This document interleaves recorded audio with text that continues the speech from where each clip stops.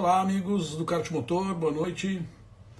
Mais uma vez, entramos ao vivo no Instagram para uma live hoje, um assunto um pouco diferente, buscando abordar outros segmentos, né? Vamos conversar com o André Dueck. Na verdade, acabou de aparecer aí. Vocês podem ver que ele já está online com a gente. Aí está. Grande Erno! Tudo Tudo certo bem? aí? Tudo Tudo ótimo e beleza? você? Tudo Você acha tranquilo. que é só você que tem aí o seu fundo com os anuários? Olha aí, olha Aqui, aí. ó, nós temos anuário kart motor aqui nos Estados Unidos. Viu só, rapaz? Estamos Pensa que é fraco? Aqui é. abrindo fronteiras aí, rapaz. Verdade. Tudo bem, obrigado pelo convite. Não, É eu um que grande agradeço aí. prazer estar aqui com você. E queria começar parabenizando pelo teu trabalho. Eu conheço teu trabalho há muitos anos. O portal Kart Motor, se não me engano, tem 15 anos, é isso? 18, 18, ó, 18 anos, então já tá no finalzinho maioridade, aqui. maioridade. Eu que comecei a correr de kart em 1991 e até hoje corro, né? Então o kart realmente faz parte da minha vida e ter um veículo que está 18 anos no mercado é uma coisa para pouquíssimas pessoas, pouquíssimos profissionais como você. Parabéns pelo teu trabalho, pela tua equipe. E isso daqui, ó, eu só conheço dois caras que fazem esse padrão aqui, ó. Reginaldo Leme e Erno. Parabéns. Legal. Muito obrigado. Ser colocado no mesmo patamar do Reginaldo aí, pelo menos dos anuários, é um prazer. Mas é Mas isso aí. legal, legal. Obrigado aí pela tua presença. Vamos falar hoje sobre marketing esportivo, né? Mas antes eu quero falar rapidinho. Eu sempre, nas lives, eu sempre começo perguntando como que o nosso entrevistado chegou no esporte. Né? Tu começou a correr em 91 de kart, então já tem bastante tempo mais. Mas todo mundo tem um motivo para ter começado, uma influência, alguém influenciou. O que te levou a correr de kart e depois fazer uma carreira também muito longa no automobilismo e ainda continuar a correr de kart? Sim. Eu não tive nenhuma influência da família. Minha família vem de uma origem muito humilde. Tanto que eu comecei a correr de kart velho, com 20 e poucos anos. Era uma paixão que eu tinha. Eu ia sempre no kartódromo de Interlagos, no autódromo de Interlagos, antigo ainda, antes da reforma em 88, se eu não me engano. Então eu sempre estava lá acompanhando, desde a época do Rubinho, Tony Canaan, Renato Russo e essa geração aí dos anos 80. E eu tinha um sonho de correr de kart, mas não tinha nenhuma condição. E naquela época não existia kart indoor, né, kart amador, que é uma grande oportunidade para os pilotos, né, de formação de pilotos. Muitos pilotos saem dali. Mas infelizmente na época não tinha isso, então eu matava o gostinho lá, sentindo o cheiro da gasolina. Quem me incentivou muito foi o mestre Sabiá, tá? Até uma coisa interessante. O Sabiá é bem mais velho do que eu, né? Deve estar com 60 e poucos anos de idade. Mas a gente, quando era garoto, eu e o Sabiá, ele morava em São Caetano do Sul e eu morava na periferia de São Paulo, chamava Vila Califórnia, que era a divisa de São Caetano do Sul. E a gente tinha alguns amigos em comum, então eu ia assistir o Carlos Dantas, o irmão do Sabiá, e o Cláudio Dantas, que é o Sabiá correr de kart. E Sim, aí, um dia, um amigo nosso, que também corria com ele, chamado Dilson, inclusive o filho dele corre ainda hoje, Adilson Júnior, que tem sim, uma eu já loja lá corri em com São ele. Caetano, chama São Caetano Automóveis, me deixou dar umas voltinhas no kart dele em Cubatão. Era uma pista que virava 19 segundos. E ali, daquela voltinha, que ele me deu de presente, assim, daquela Sim. voltinha eu nunca mais parei. Aí ele fez a besteira de te botar o bichinho no sangue. Exatamente. E aí depois tu fez uma carreira que passou por várias categorias, né? Inclusive Stock Car, se não me engano. Sim, sim, sim. Foi sempre assim, uma coisa que até acho que agradeço mais uma vez o convite da live. E o meu intuito aqui hoje é passar justamente a experiência que eu tive de um cara sem grana e sem muito talento. Eu sempre fui um piloto mediano e não tinha grana. E consegui entrar no automobilismo em 91 até 2003. Então foram 13 anos de carreira que eu tive, tá? Com pouco recurso. Então mostrar um pouco das minhas experiências e tudo. Então, eu corri 4 anos de kart, 91, na verdade, eu não corri, só fiz uns treinos. 92, 93, 94, 95, eu fui campeão da Sênior B, campeão paulista, no meu 4º ano de kart. 96, uma coisa muito legal, né? Em 95, a fábrica de chassis ZF, que não existe mais, né, da família Jafone, era a grande rival da fábrica da Mini. A Mini dominava todos os campeonatos e a ZF escolheu alguns pilotos que eram pilotos semi-oficiais de fábrica, que era eu na Sênior B, o Renato Russo na Sênior A, tinha o Flávio Venâncio na Graduados, o Felipe Jafone, o Zequinha Jafone, lógico, né, da família, e outros pilotos. E a gente ganhava um prêmio por vitória. E aí, naquele ano, eu fiz, e por pole position, era $500 por pole position, $1.000 por vitória. E eu fiz 9 poles naquele ano e ganhei, se eu não me engano, 4 corridas. E eu fui campeão. Então, eu juntei ali, se eu não me engano, acho que $10.000, mais ou menos isso, tá? E eu usei esse dinheiro para começar a correr na extinta Fórmula Fiat, que era um campeonato de automobilismo. Eu não tinha dinheiro para correr de Fórmula Ford, que era muito mais caro o orçamento. A Fórmula Fiat era um orçamento razoável, passava em TV aberta, 50 carros, autódromos lotados, tinha a Fórmula 1 e a Copa Palio, que estava começando. Com vários pilotos de Stock Car, pilotos de Campeonato Brasileiro de Marcas que não existiam mais.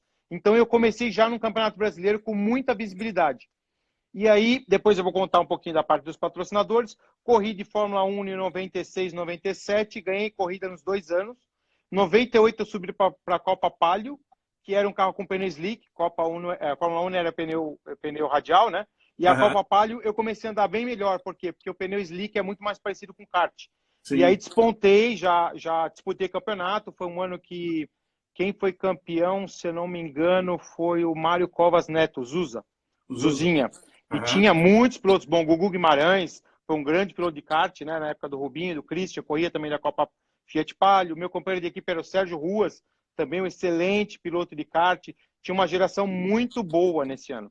E no final do ano de 98, eu e o Sérgio Ruas, a gente fez um teste na Stock Car, que era o Ômega na época. Não existia Stock Car Light, era tudo junto, Stock Car A e B. E aí eu disputei a última etapa em Interlagos.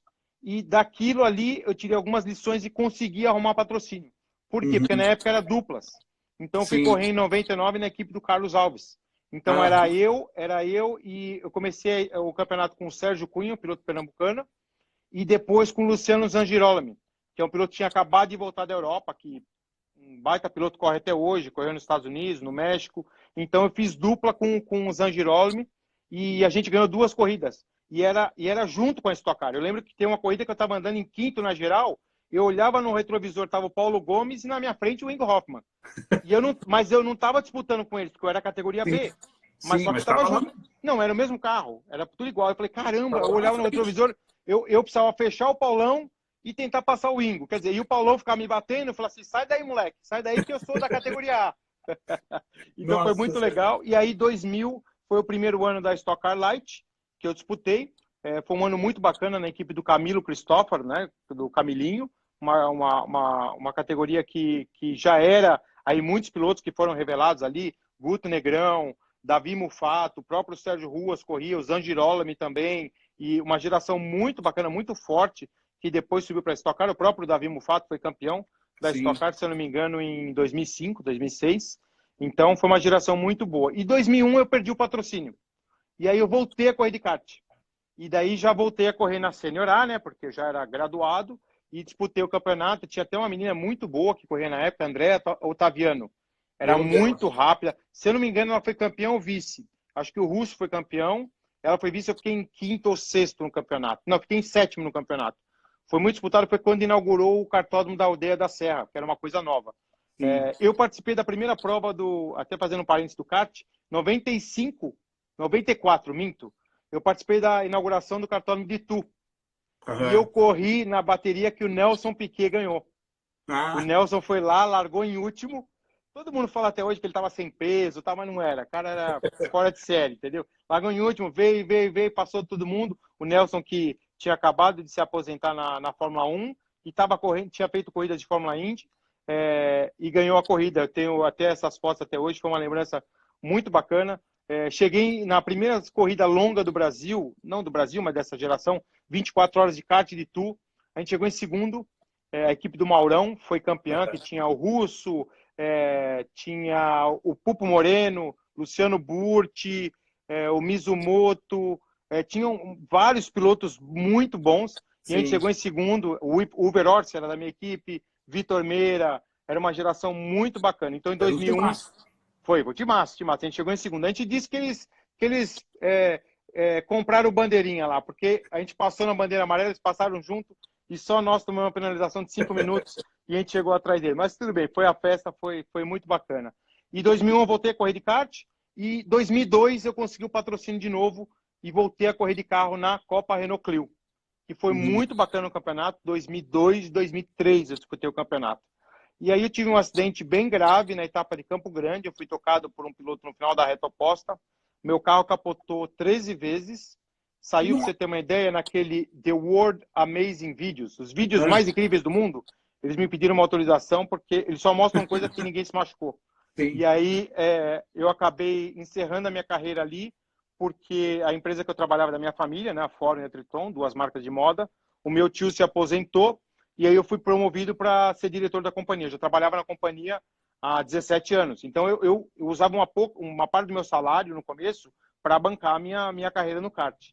E aí eu parei de vez, e daí o bichinho me pegou de novo. Eu parei de 2003 até 2013. Teve até 10 anos. E aí eu mudei para os Estados Unidos no final de 2012, 2013.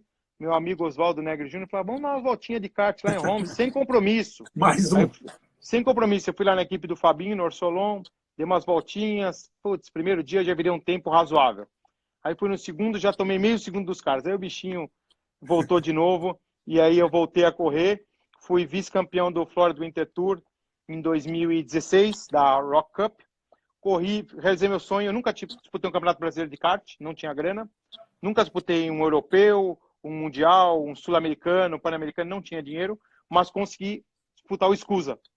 Inclusive, a gente se encontrou lá. Tá? Disputei o Escusa, realizei meu sonho, disputei o Super Nationals da Rotax também, em Las Vegas, e fui campeão, primeiro campeão da Flórida de motores 4 tempos, na categoria Senior, e que foi em 2018. Foi logo quando estreou aqui o campeonato. E aí, estou aqui agora só me divertindo, 50 anos de idade, já estou tranquilo. Só se divertindo. Falando em kart, ainda um pouquinho antes de a gente entrar no assunto principal, tu já falou, tu mora nos Estados Unidos, tem participado dos campeonatos aí, Escusa, Florida Winter Tour. No ano passado, na primeira etapa do Florida Winter Tour, a gente se encontrou também no estádio do Hard Rock Stadium. Eu queria aproveitar para te perguntar quais são os principais pontos positivos do kartismo americano e também os negativos. Se puder falar aí mais ou menos o que para gente ter um comparativo depois. Sim. Eu acho que a grande questão, né? Se a gente não pode dolarizar, né? Porque aqui o piloto que corre aqui, ele ganha em dólar, ou tem o patrocínio em dólar, ou o pai ganha em dólar, e no Brasil em real. O custo nos Estados Unidos é uma vantagem, é mais barato. Sim. As equipes são mais enxutas, porém o nível de serviço e competitividade das equipes brasileiras não fica nada aquém das equipes americanas. Sim. Tá? Talvez para a Europa sim tenha um gap, porque o kart na Europa é um kart profissional, até as fábricas, as melhores fábricas do mundo, de chassi, de motor, de pneu, tá tudo lá na Europa, né? Tirando a MG, que é um ícone aí de questão de pneus, né? Muito orgulho, uma fábrica brasileira, mas o grande, vamos falar assim, o centro tá na Europa. Eu acho que os Estados Unidos têm um calendário desorganizado, se for comparar com o calendário brasileiro. O nível dos pilotos americanos não é tão forte. Aqui tem pilotos bons, sim, mas a quantidade é menor. Tanto que os brasileiros vêm aqui e se dão muito bem. Sim. O nível dos brasileiros é bem alto para todos os campeonatos. No Florida Winter Tour, no Escusa Winter Series, até tem uma fotinha minha aqui, obrigado, no livro, que eu ganhei uma etapa na chuva. Não, para você ver, né? Na chuva, os brasileiros matam. Eu larguei na chuva e... Nessa etapa do Winter Series, né? Eu cheguei 15 segundos na frente do segundo e os caras vieram me perguntar o que aconteceu. Eu parei na balança, não chegava ninguém. E aí chegou o segundo, um americano, e falou assim, cara, o que aconteceu? Eu falei, não, o que aconteceu com vocês? Vocês rodaram, bateram? Ele falou, não aconteceu nada. Uma corrida de, sei lá, 15, 20 minutos, eu enfiava 1,5 segundos por volta nos caras. Então, porque nós brasileiros somos bons na chuva. Por quê? O americano tem medo de treinar na chuva quando tem raio. Eu ganhei uma corrida aqui porque o meu principal rival, que é a largar na pole, não largou. Eu estou lá em segundo, tinha o meu companheiro de equipe italiano, até tem uma foto minha no Instagram bem legal disso.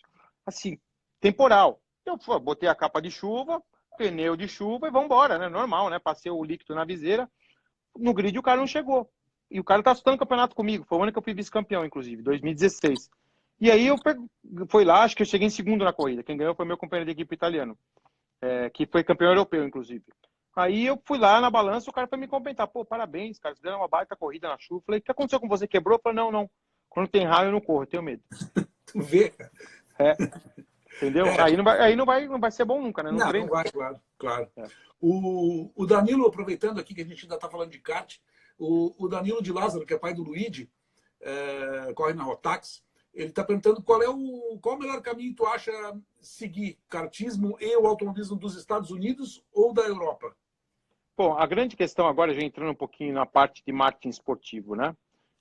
Nesse ato de 10 anos que eu fiquei sem correr, em 2004, eu junto com o meu amigo Vicente Siciliano Júnior, que também foi um kartista, correu muitos anos com carro de corrida, chegou a correr até na Stock Car, a gente fundou uma empresa de marketing esportivo especializada em automobilismo, tá? Que era a Siciliano do Exports. Então, de 2004 até 2012, quando eu me mudei para os Estados Unidos, na verdade ela existiu até 2013, porque ainda um tempinho a gente conseguiu manter ela.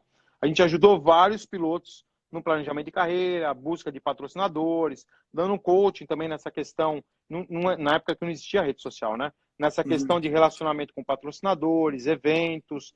Chegamos a agenciar o Luiz Razia, que estava entrando na Fórmula 1, na equipe Marúcia e na Caterham na época. Trabalhamos muitos anos com o Elinho Castro Neves na parte de comercial e de merchandising.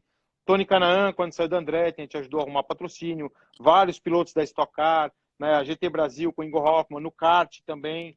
Então, qual que é a grande questão? É aonde você quer chegar e qual que é a possibilidade financeira, não é às vezes o teu bolso, é o teu relacionamento.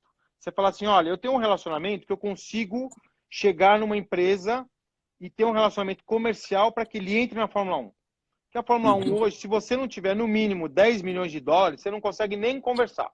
Então, se você conseguir enxergar, que fala assim, olha, no futuro eu tenho um relacionamento para conseguir patrocinadores de 50 milhões de reais, legal, vai para a Europa, faz carreira na Europa. Se você não tem isso, aí vou dar um exemplo da Fórmula Indy. Com 5 milhões de dólares, você já consegue negociar uma equipe boa na Fórmula Indy. Tá? Que é um budget, estou falando de uma equipe que você ganhar a corrida. Na Fórmula 1, os 10 milhões você precisa andar lá atrás. Os 10 milhões, se a equipe tiver um patrocínio bom e você tiver na hora certa, no lugar certo. Não é nem que 10 milhões você não faz nada também. Tá? Então, eu acho que é essa grande pergunta que a gente tem que se fazer, para não frustrar. Eu vejo a minha carreira, apesar de ter corrido apenas 10 anos, e 10 anos trabalhado com o automobilismo, eu já estou envolvido no esporte há mais de 30 anos. E hoje me tornei um profissional de comunicação. Sou comentarista, sou narrador do DAZN, comentarista da nossa Rádio USA, trabalhei na ESPN, no Band Sports e no Speed Channel, então eu me profissionalizei na profissão. Então, qual que é a grande questão? Para mim, tá, pessoal, e aí não é um conselho, tá, Danilo? O que você quer para o seu filho e para você na sua vida? Você quer profissionalizar o seu filho ou você quer que ele chegue na Fórmula 1 para realizar um sonho? São duas coisas distintas.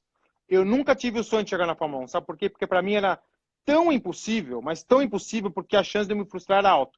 Então eu coloquei minha meta chegar na Stock Car, que para mim era uma baita categoria. Eu não podia morar fora do Brasil, porque eu já estava mais velho, eu trabalhava, estava fazendo faculdade. Eu já era gerente da empresa, da minha família. Eu falei, cara, eu não posso largar tudo isso, que eu tenho aqui meu ganha-pão, entendeu? Minha mãe começou lá de baixo, meu pai também. Eu não podia arriscar.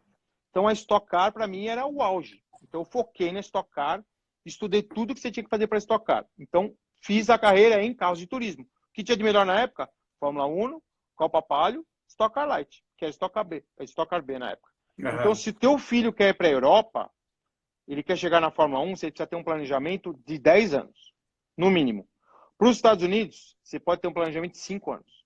Então, é mais curto. Nos Estados Unidos, o atalho é melhor. Tá? Então, aí depende da questão financeira, da questão logística também, porque você morar nos Estados Unidos custa muito mais barato do que você morar na Europa, por questões de moeda. Se você estiver na Inglaterra, a libra esterlina, o pound, né, inglês, britânico, custa muito mais caro, deve estar 7, alguma coisa, a cotação. O euro está 6 e pouco e o dólar está 5. Então, só aí já tem uma diferença enorme. Fora que o custo de vida nos Estados Unidos, eu moro aqui há quase 10 anos, é metade da Europa. Então, eu daria essa dica para você, Danilo. Esse é o caminho. Assim, agora entrando já de cabeça no assunto, então. O automobilismo, todo mundo sabe, tem historicamente, é um valor sempre alto para participar. Não importa se o dólar está isso, se o dólar está aquilo, mas sempre naquele ano, há 10 anos atrás, era caro, esse ano também é caro, sempre precisa muito dinheiro. Para poder dar o andamento na carreira, né? Existe maneira dessa conta fechar? O patrocinador, ele tem o retorno necessário no automobilismo? São casos isolados? Como fecha essa conta? Então, muito inteligente sua pergunta. É uma pergunta que eu sempre me fiz, até porque eu não tinha ninguém da família que me ajudava, por questões que não tinha tradição, ninguém nem entendia o que era o esporte. Sim.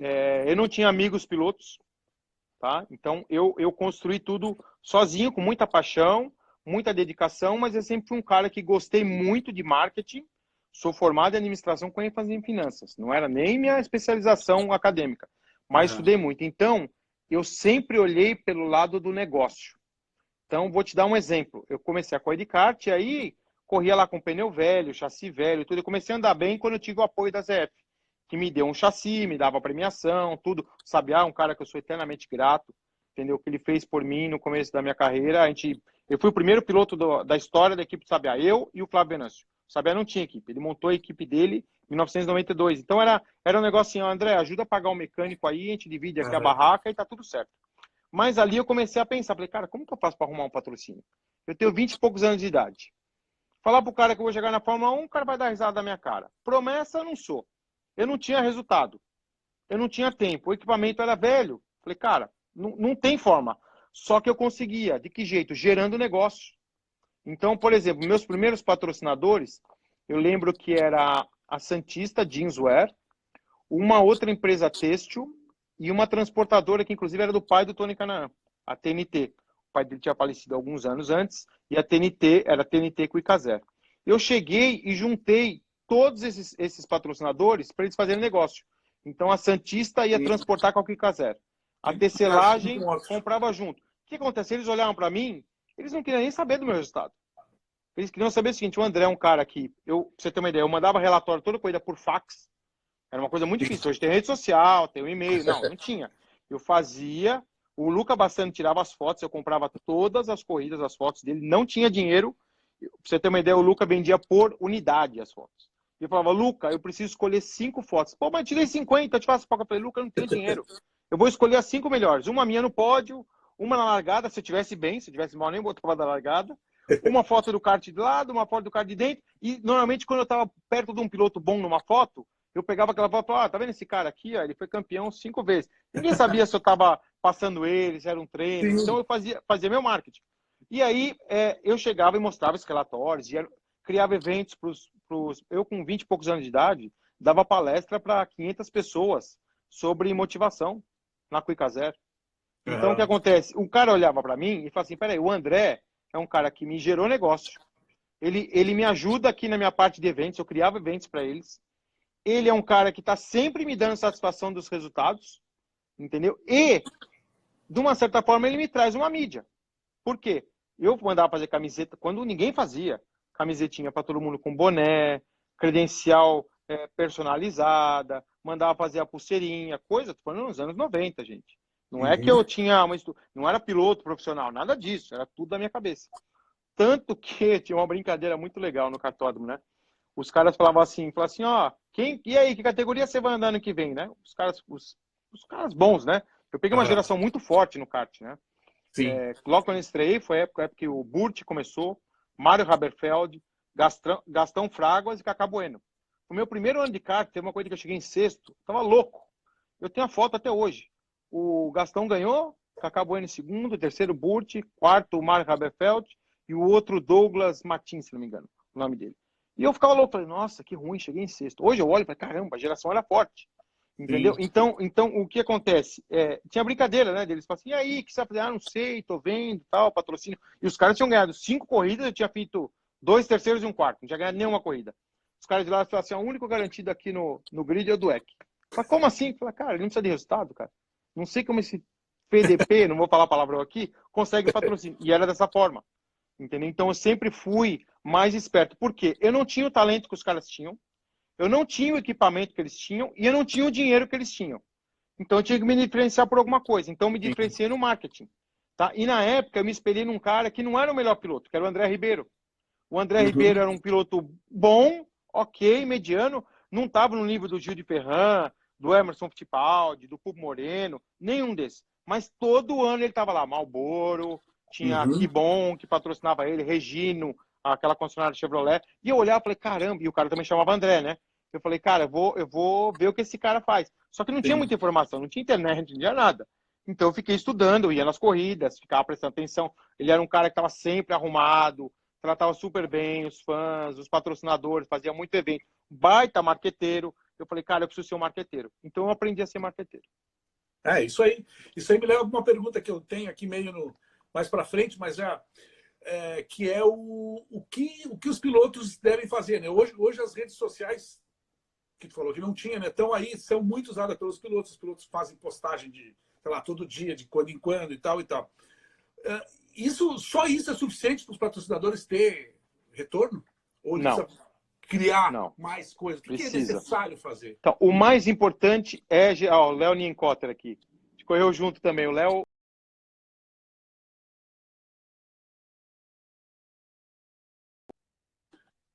Sim, é. Um grande amigo meu. São os dois da minha geração. Olha a geração que eu peguei. Só pedreira, cara. Então, eu olho hoje para trás e eu falo assim, cara, eu tinha que gerar negócio mesmo em marketing. Porque não Sim, tinha o talento que os caras tinham, não tinha equipamento. Então, pensa, número 1, gerar negócio para o seu patrocinador. Se você, seu pai, seu tio, seu assessor, um amigo, qualquer pessoa que seja, te ajudar a gerar negócio, a tua carreira vai ser longa. Se você não gerar negócio, por exemplo, numa crise, acabou, todo mundo perde o patrocínio. Eu não perdia na crise. Porque o cara olhava, eu lembro que várias vezes, tá? Inclusive até tinha alguns pilotos que não gostavam muito de mim. Porque tinha uma empresa que patrocinava 4, 5 pilotos. Eu não vou falar aqui porque os caras até esqueceram disso agora, é capaz deles pegarem boca de novo. Mas a empresa cortava o patrocínio de todo mundo e deixava para mim. Os caras falaram, peraí, o Dweck não foi campeão, não ganhou corrida, esse cara não acelera nada. E vocês cortam o patrocínio meu? Mas o Dweck faz o evento, me apresentou tantos clientes, entendeu? Pô, se ele veio aqui, eu ajudava os caras na gestão, eu ia em reunião dos caras.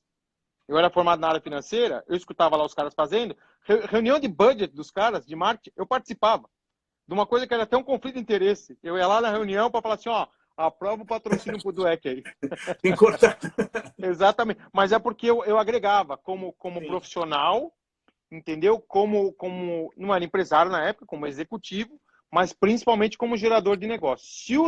Se os pilotos souberem usar rede social, importante. Evento, super importante. Mídia, muito importante. Pra você ter uma ideia, eu comecei a correr de carro em 96. Eu tinha um orçamento super limitado. Se eu não me engano, eu gastava R$ 6.000. Tô falando faz quase 25 anos, para correr de Fórmula 1. E eu consegui arrumar R$ 10.000 de patrocínio. Eu podia ter enfiado R$ 4.000 no bolso. Eu ganhava de salário na Fórmula, na época, R$ 5.000. Então, o meu salário de piloto seria quase o salário que eu ganhava de gerente da Fórmula. Sabe o que eu sim. fazia? Eu contratei o Otto Azul, assessor de imprensa, e o Rodolfo Siqueira. Eu Aham. pagava R$ 2.000 para eles. Então, eu pegava 50% do meu lucro e reinvestia. E aí, o que acontece? Tanto que os caras falam assim, pô, o André, aparece mais matéria dele do que do cara que ganhava a corrida. Porque eu tinha uma Sim, boa assessoria de imprensa. Então, sempre investi em assessoria de imprensa numa época que não tinha internet. Era os clippings, né? Que era de jornais, de sim. revistas. Eu ia em programa, assim, absurdo. Programa da MTV. Tava lá eu falando do Oscar. Não tinha nada a ver com corrida. Mas tava lá aparecendo com a Vai camisetinha do lá. patrocinador, entendeu? E outras coisas. Então, eu sempre fui um cara que eu fiz meu alicerce na parte de mídia, relações públicas e assessoria de imprensa, na parte de negócios, geração para os patrocinadores, inclusive para as equipes. Muitas equipes eu pagava muito menos do que os outros, sabe por quê? Porque eu apresentava outros pilotos para eles e fornecedores. Então eu lembro até, você tem uma ideia, na Stock Car, o orçamento que eu corria na época, nunca me esqueço, era $250 mil. E eu tinha $100 mil de patrocínio. Eu cheguei pro Carlão, falei, Carlão, eu tenho 100 mil. E era dupla, tá? E eram dois caras. Eu falei assim, então tá bom, André, então você vai, só que você falta 25. Eu falei, cara, não tenho. E não tinha mesmo, tá? E aí até, já com tudo, eu não ganhava um centavo, meu primeiro ano na Stock Car. E aí, no meio da temporada, o meu companheiro de equipe saiu da equipe. E eu cheguei para ele e falei, Carlão, eu vou arrumar um cara para sentar no outro carro, porque não é justo eu ficar correndo com 100 mil, se o orçamento é 250, você vai tomar prejuízo. Liguei para o Zangirolami, ele estava na Fórmula Fiat, falei, cara, quer testar meu carro? Eu tinha pago o teste. Levei o Zangirolami, testou meu carro, primeiro treino virou mesmo tempo que eu já andava um ano na categoria, um ano não, 6 meses. E eu falei para ele, Carlão, esse cara é bom, correu na Europa, o Carlão não conhecia muito, né? Correu na Europa, correu nos Estados Unidos, andei com ele na Fiat e tal. Nunca andou no carro. Primeiro dia virou o tempo que eu virei. E eu andava entre os 5, andava bem. Tá? Aí eu falei, Carlão, pega o cara. Ah, André, então, ele tem que me dar 15 mil por corrida. Eu falei, cara, não tem. Luciano, quanto você tem? 7. Apertava um pouquinho, Luciano, consegue 9? Consigo. Carlão, baixa para 12.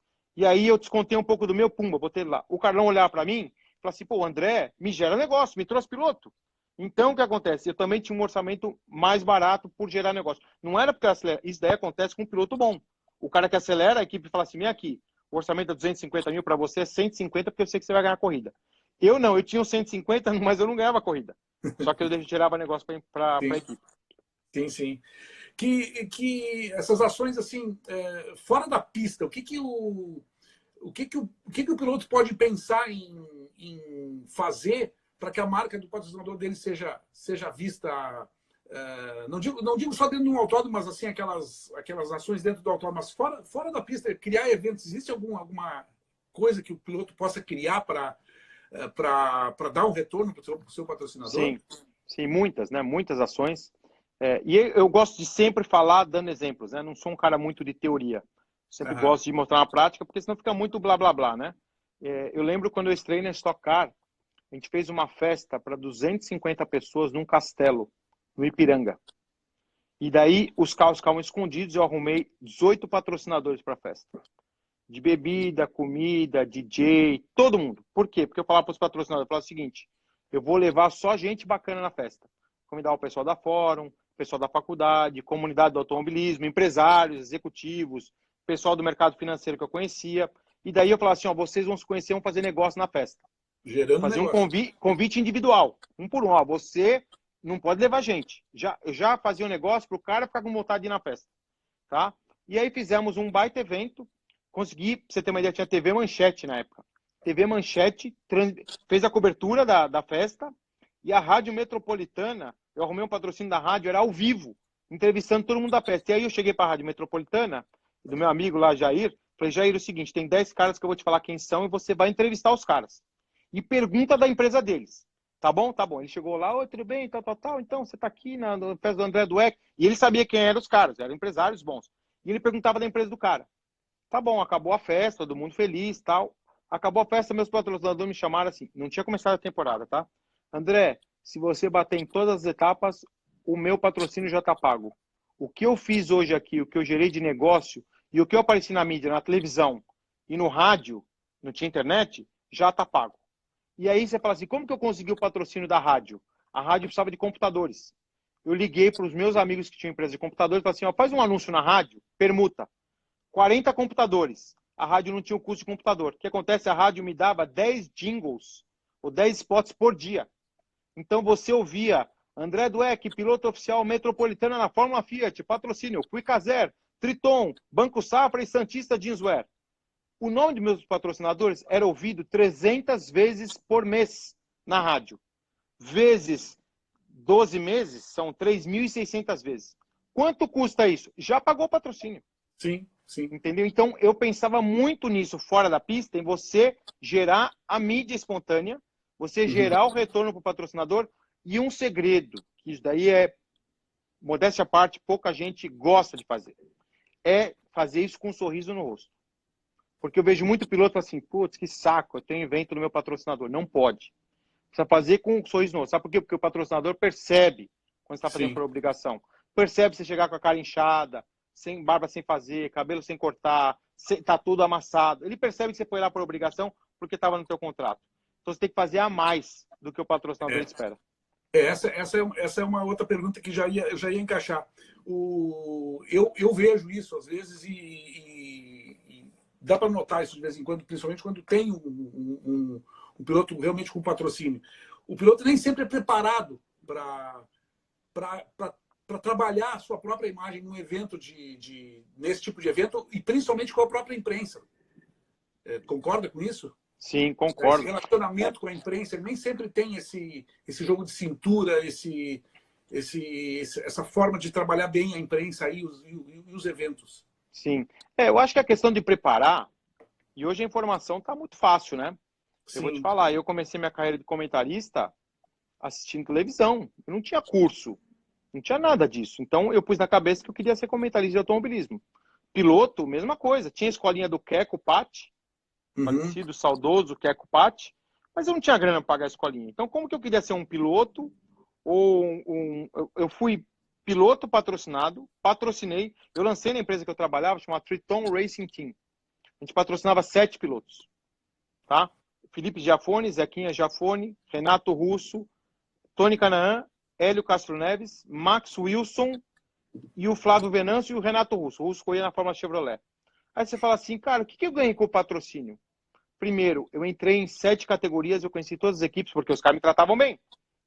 Então eu aprendi com isso. Então você aprender, você tem que criar a situação para aprender. Não acha que alguém vai te ensinar. Ninguém me ensinou. Eu nunca tive, como é que fala? Media training. Nunca tive media training. Não tinha grana para pagar, então ou eu pagava assessor de imprensa, ou eu tinha um media training. Eu não tinha, então eu preferia pagar o assessor de imprensa, que é uma profissão que eu valorizo até hoje. Tá? Assessor de imprensa, muita gente fala assim, não precisa mais de assessor de imprensa, porque tem rede social. Mentira.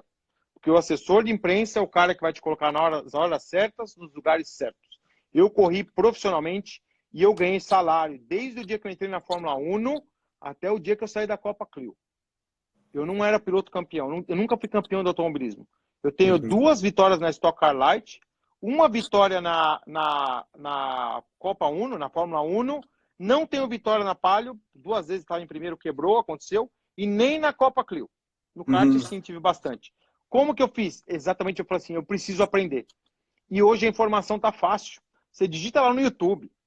Tá tudo fácil. Tá na mão das pessoas. Então, os pilotos que querem, eles conseguem. Entendeu? É difícil arrumar patrocínio? É. Uma coisa que eu nunca fiz, pedir patrocínio. Não peço patrocínio. Sabe por quê? Porque você já tá na defensiva. Eu vou oferecer negócio. Você marca uma reunião e fala, tudo bem, estudei a sua empresa. Cara, eu lembro que eu estava na época da Triton, né? Que a Ford e a Triton era o mesmo grupo, mas a Triton que estava ligada com o esporte. Quando a gente começou a patrocinar, chovia propostas de patrocínio lá. E tinha gente que vinha, e eu atendia, né? Meu tio falava, já que você inventou esse negócio, agora você cuida disso daí. E foi uma experiência muito bacana, até para a empresa, né? Que foi muito legal. Nós até uma linha disso, de motorsports. Porque eu dei ideia para ele, falei, cara, vamos ser uma linha de motorsports, ninguém faz. Então a gente ganhava dinheiro com esse tipo de roupa também. Sim. E aí, as propostas de patrocínio eram todas pedindo, mas não oferecia nada. Proposta de patrocínio, olha, eu quero isso, tenho espaço no carro, na camisa, no boné, no capacete. Tá bom. E o que você me oferece? Nada. Falei, pô, obrigado. Tinha gente que vinha na reunião, nem sabia quantos anos existia a Triton, que tipo de roupa que fazia e qual era o público. Falei, cara, como que você quer que eu te patrocine se você nem sabe a empresa que você veio pedir o patrocínio?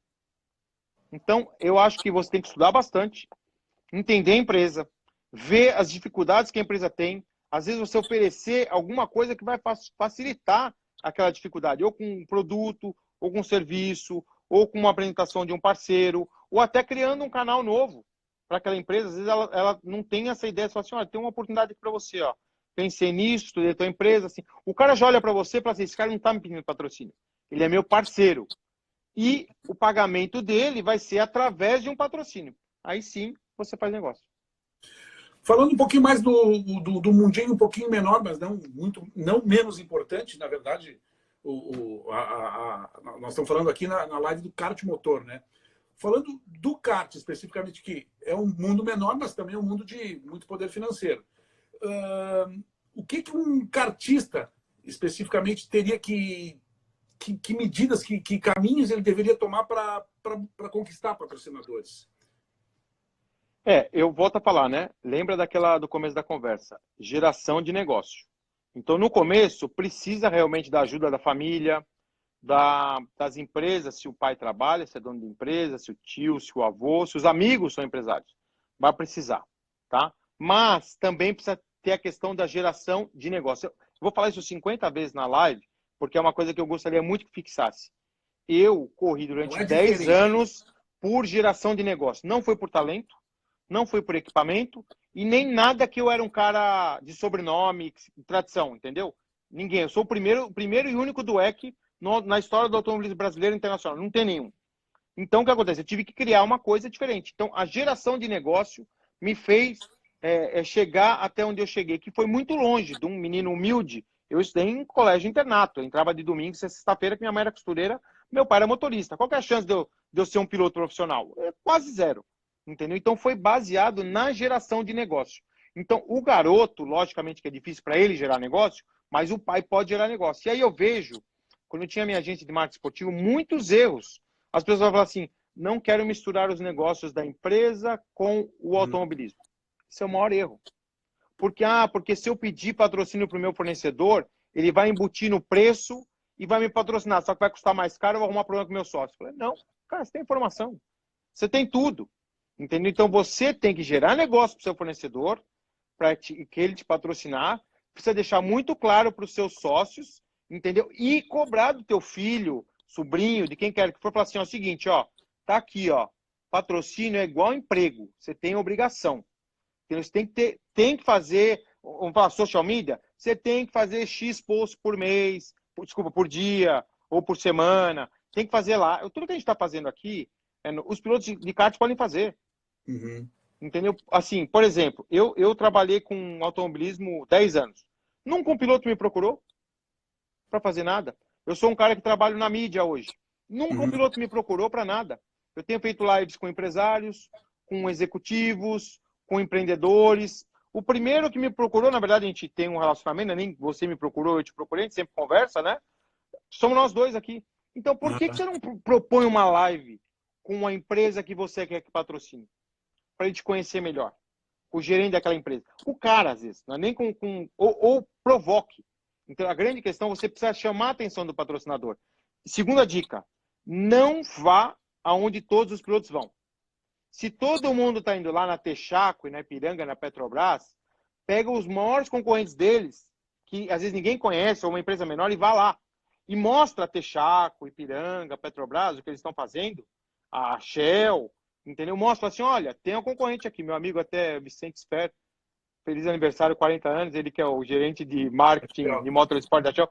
O Vicente correu comigo de kart, logo no começo da carreira, grande amigo, baita profissional. Então não adianta você bater na porta do Vicente lá, todo mundo bate na porta do Vicente. Vicentão, Sim. fala aí, 150 propostas aí por ano.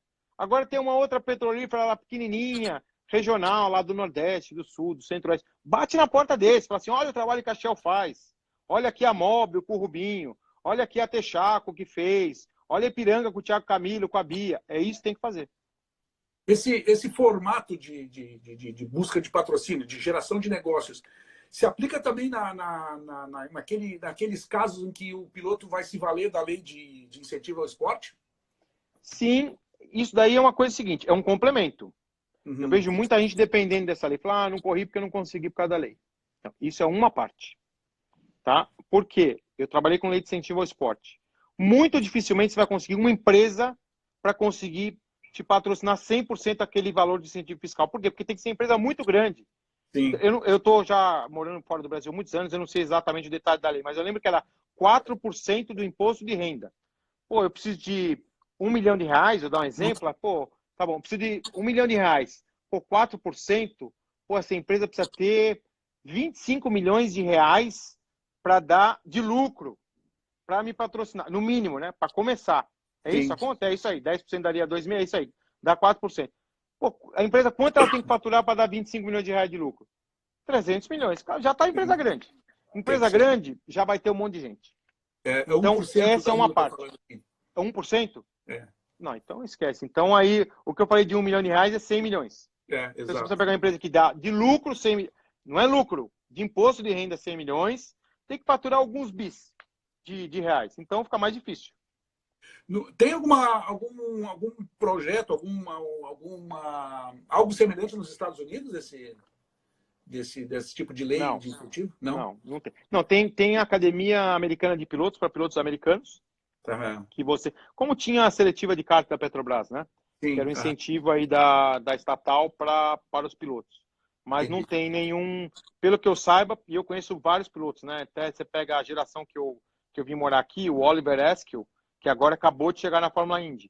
Ele fez parte da Academia Americana de Pilotos. O Kyle Kirkwood, que é um excelente piloto, também fez parte. Inclusive o Kyle, acho que ia correr na Indy Lights, foi campeão da USF 2000, Fórmula 4, da Indy Pro, não tenho certeza se ele já correu. Mas, enfim, não tem muito, não. Não é normal. Outra coisa, na Europa tem piloto que é apoiado, tem a sua carreira apoiada desde kart até chegar na Fórmula 1. Casos não são, obviamente, não são muitos os casos. Aqui nós tivemos o caso do Rubinho com a Arisco. É uma utopia pensar isso hoje em dia no kartismo brasileiro? Não. Na Não? verdade, eu tenho um projeto desse que eu apresentei para uma família, que é um projeto de um fundo de investimento baseado na carreira do piloto. Tá? Como se fosse um fundo de investimento financeiro normal do mercado, mas um fundo de investimento em cotas, em que as pessoas compravam as cotas e teriam direito à carreira do piloto por 10 ou 20 anos. Tá? Eu apresentei, não é que eu apresentei, algumas pessoas já me procurar, eu apresentei essa ideia, mas assim, eu não tenho condição de tocar isso hoje, eu tenho outros negócios aqui nos Estados Unidos, né? Tem aqui, ó, os motorhomes aqui, a do Eco Motorhomes, tem uma imobiliária, que acabei de vender a companhia, mas eu trabalho no setor imobiliário, e fora esse meu trabalho aí na parte de transições automobilísticas. Então, eu não tenho tempo, mas eu dei as ideias. A grande questão é que as pessoas têm medo do novo. Assim, putz, mas tem que estruturar um fundo de investimento, tem que ver lá na CVM como é que faz, precisa pegar um gestor, precisa gastar lá 50 mil reais para fazer estrutura. Eu não sei quanto custa, mas não é pouco. Para fazer Lógico. estruturação e tal. Mas, cara, a chance de você conseguir 100 cotas, que é o caso que a Arisco fez, ou que o Xande Negrão fez com o Cristiano da Mata, com a Medley na época, é muito maior do que você conseguir uma cota só, um investidor só.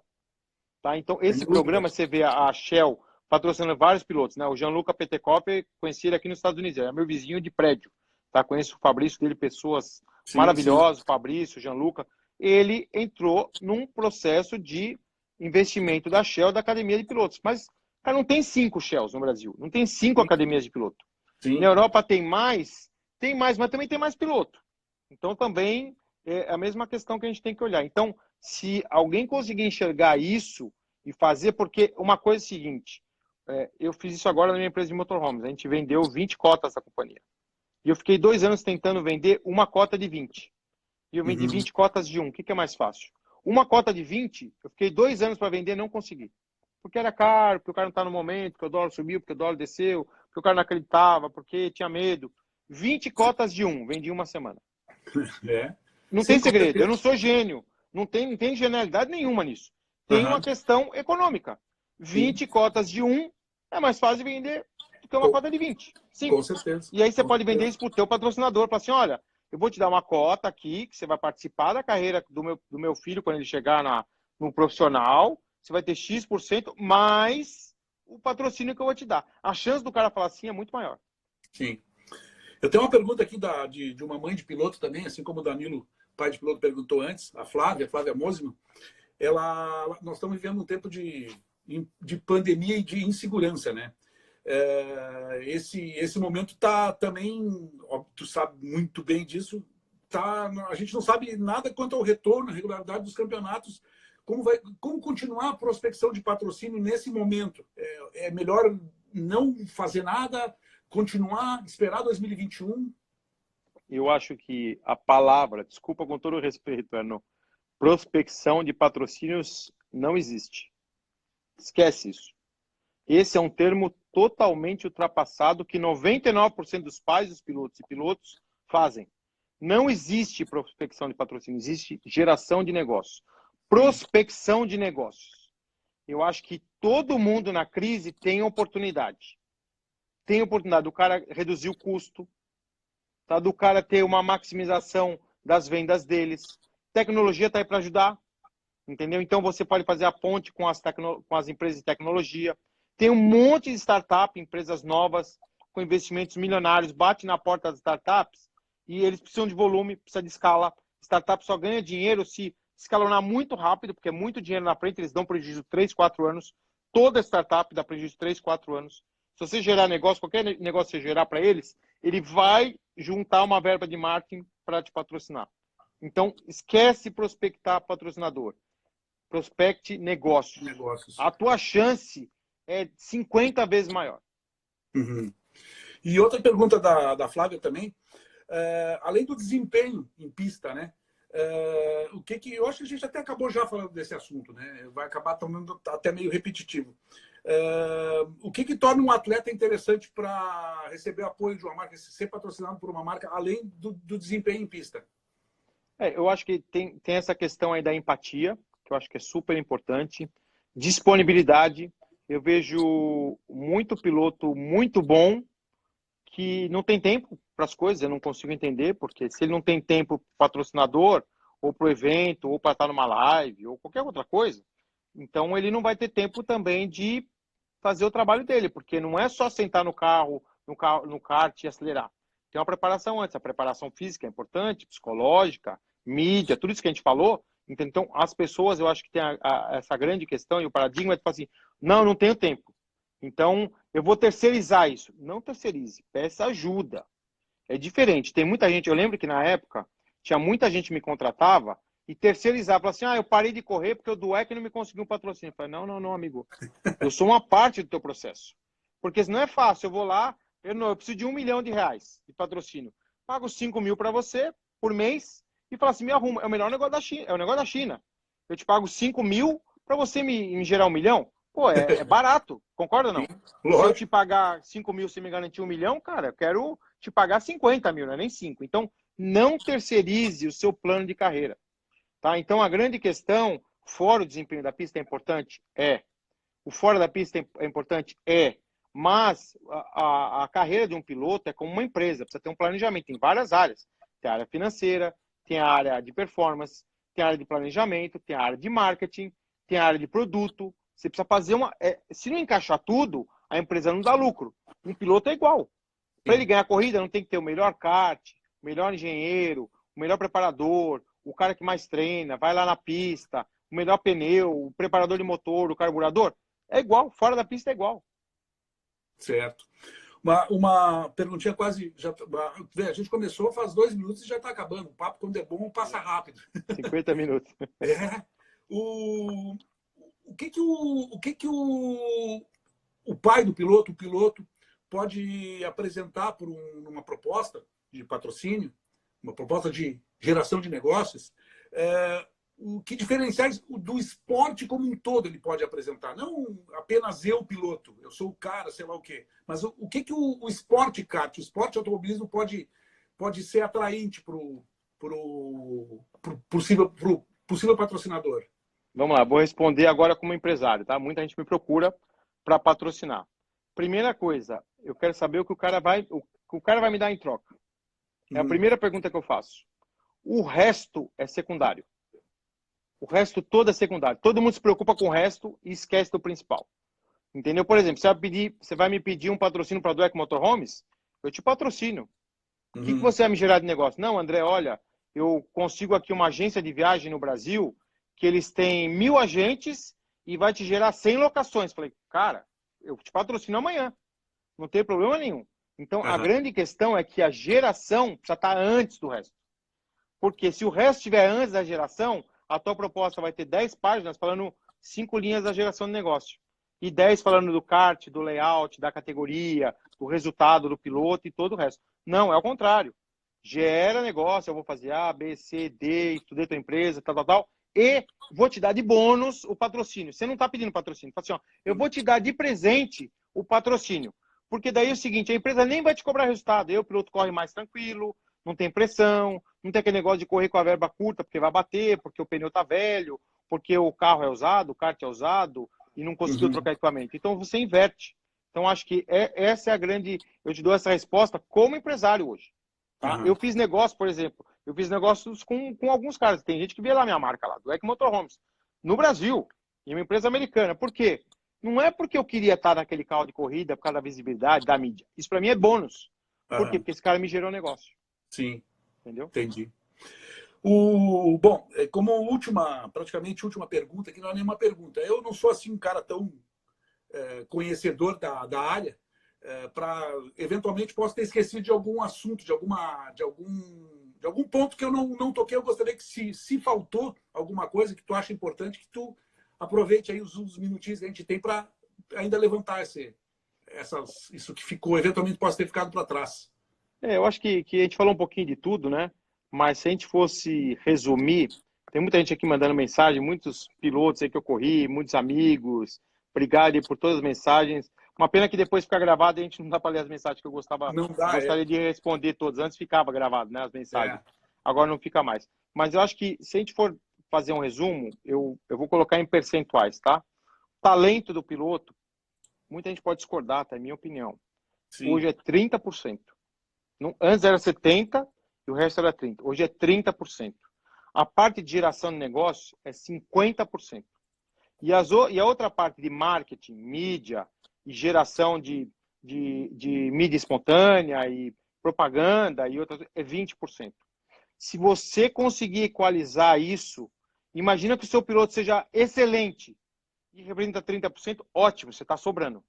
Se a tua geração de negócio é boa, ótimo, está sobrando. E o resto não é tão bom, se equilibrou, porque um está sobrando, outro está sobrando. Uhum. Tá? O que eu vejo, que eu falei, eu pego o meu caso, eu era um piloto mediano. Então, os meus 30% era baixo, mas a minha geração de negócio era 80%. A minha mídia que eu trabalhava era 50%. Então, eu tinha 130%. O cara nem olhava muito para mim, para o meu Sim. resultado. Então, se você tem um piloto que é muito bom, já está sobrando ali, legal, que é os 30%. Se a geração de negócio dele é razoável e a mídia é muito boa, talvez você consiga equilibrar. Agora, pegar um piloto mediano, que não quer gerar negócio e a mídia é ruim, acabou a Não vai carreira. dar Vai, certo. procura outro esporte. Procura outro esporte. Entendi. Bom, a gente está terminando. As minhas lives eu sempre termino com 2, 3 coisinhas. Uma delas é o Anuário Kart Motor aqui, que dessa vez eu tive... os dois falaram do Anuário Kart Motor, não só eu, mas o nosso entrevistado, o André, também fala do Anuário. Anuário Kart Motor, quem ainda não adquiriu, pode comprar pelo site www.anuariokartmotor.com.br. 3 temporadas, as últimas 3 temporadas estão aí no livro, de altíssima qualidade. Esse é um dos assuntos que eu sempre falo. Uma hora nós vamos fazer uma live só sobre o anuário. Quero convidar vocês... Só para vocês saberem aqui, tá? Aí, eu sou um anunciante do anuário porque, primeiro, eu acredito no Erno. Segundo, eu acredito no kartismo brasileiro, porque nós somos bons. O piloto brasileiro é muito bom. Então, ninguém dá conselho, mas eu dei algumas dicas para vocês. Se vocês conseguirem fazer isso, está aqui, ó. Tá a prova aqui, ó. Isso aqui, deixa eu virar a página aqui, ó. Piloto aqui razoável aqui, ó. Apareceu aqui, ó. Quem que vai mudar isso pro patrocinador? Muda muito. Ele vai estar num livro bacana? Vai. Vai dar o retorno de mídia? Vai. É importante, tanto que é importante que eu anunciei no anuário. Joia. Entendeu? Mas isso é uma parte. Não acho. André? E tá assim, tá fechado, entendeu? Ixi, o André travou aí. Travei? Voltou? Vai ligeirinho. Tem 1 minuto e 10. Então é isso aí, Enó. Acho que, pessoal, se quiser depois mandar pergunta para mim, @André Dweck aqui no Instagram ou pelo Facebook. Vai ser um prazer. Aproveitando para fazer meu jabá, sábado, abertura da temporada da Fórmula Indy no DAZN, Grande Prêmio do Texas, às 21 horas ao vivo. Meu lado, um ex-kartista, Matheus Leite, comentarista oficial, e o tricampeão das 500 milhas de Indianápolis, Hélio Castro Neves. Assinem lá o DAZN, R$19,90, baratinho. Me dá essa moral lá na transmissão e a tua audiência vai ser muito bacana. Beleza. Gente, rapidinho aqui, eu tenho 30 segundos para avisar. Sexta-feira, Vitor Franzoni, 20 horas do Brasil. Vamos fazer uma live com ele, conversar sobre a carreira dele. 30 segundos para agradecer todo mundo que estava junto com a gente. O pessoal sempre apoiando as lives, pedindo mais lives, fazendo comentários. André Dweck, muito obrigado. O pessoal gostou muito, gostei demais da live. Foi um prazer. Até a próxima, gente. Muito obrigado.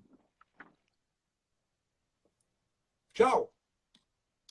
Abração para todos. Tchau, tchau. Obrigado. Valeu. Valeu.